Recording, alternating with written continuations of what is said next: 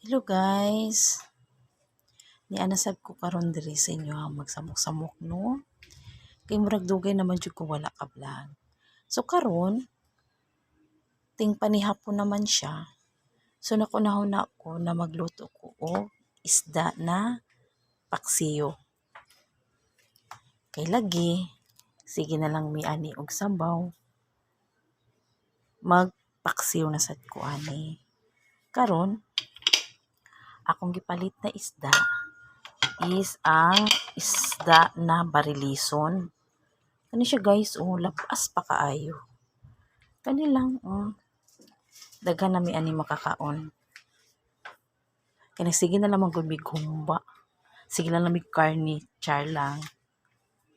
Chains mino na sad ta So karon na mga panakot sa maaning talong, atsal, bombay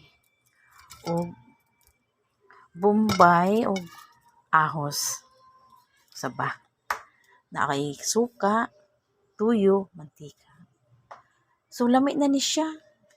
Diba? Tataod ani ako na ni siyang lutuon.